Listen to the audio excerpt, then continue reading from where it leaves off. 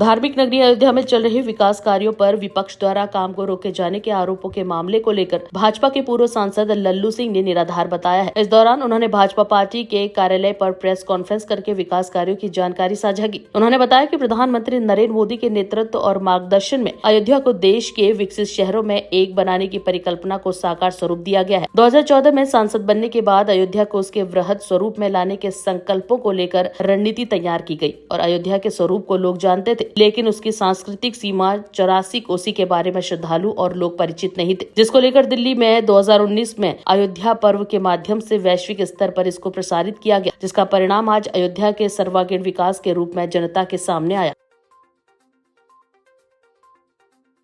विपक्ष ने जो आरोप लगाया है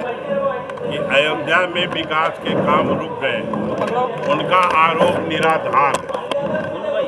विपक्ष अयोध्या के विकास का काम तेजी के साथ चल रहा है। 2014 में जब हमको सांसद होने का सौभाग्य प्राप्त हुआ और मोदी जी इस देश के प्रधानमंत्री बने, हम लोगों के मन में यह विश्वास जाग गया कि अयोध्या में भगवान राम का भव्य मंदिर बनेगा। इसलिए अयोध्या के जो इंफ्रास्ट्रक्चर के काम हैं, बड़े बड़े अयोध्या का बड़ा स्वरूप बने, इसलिए बहुत सारी परियोजनाओं को हम लोगों ने 16 तक स्वीकृत करा लिया या बहुत सारी परियोजनाओं को 14 से लेकर के लगातार उस परियोजनाओं को स्वीकृत कराने के लिए प्रयास करते रहे। जैसे रेलवे लाइन का दोहरीकरण,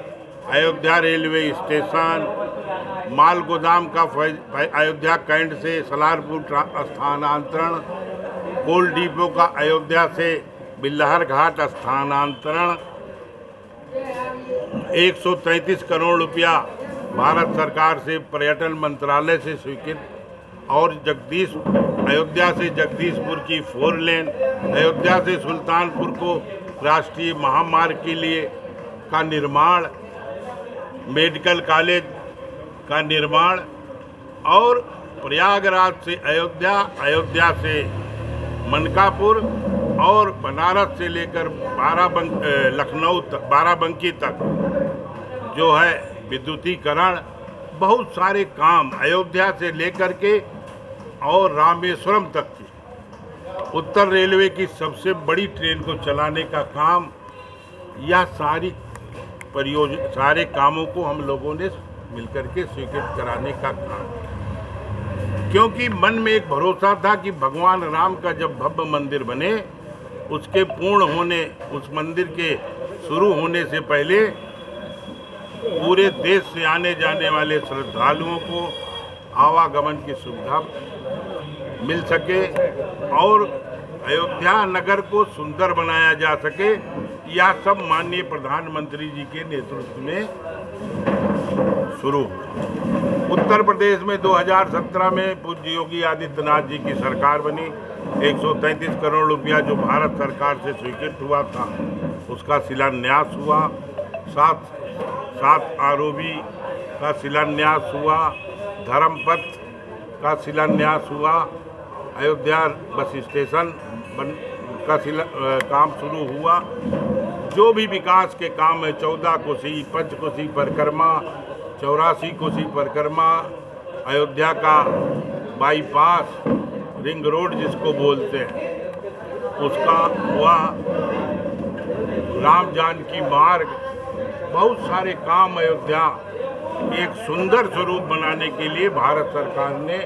और प्रदेश सरकार ने मिलकर के स्वीकृत किया। और अयोध्या में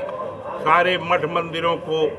एक सुंदर स्वरूप देने के लिए भी उत्तर प्रदेश सरकार पर्यटन मंत्रालय ने पैसा दिया, और जो शेष हैं मंदिर, उनकी भी सूची बनकर गई है, भविष्य में उन पर भी पैसा आने वाला। तो यह विपक्ष का आरोप निराधार है कि अयोध्या में विकास के काम रुक गए। वह गलतफहमी में न रहे। प्रभु श्री राम हम सबके आराध्य हैं, मोदी जी के आराध्य हैं, योगी जी के आराध्य हैं, और इसलिए प्रभु श्री राम की नगरी अयोध्या को सजाने और संवारने का काम हम सब निरंतर करते रहेंगे।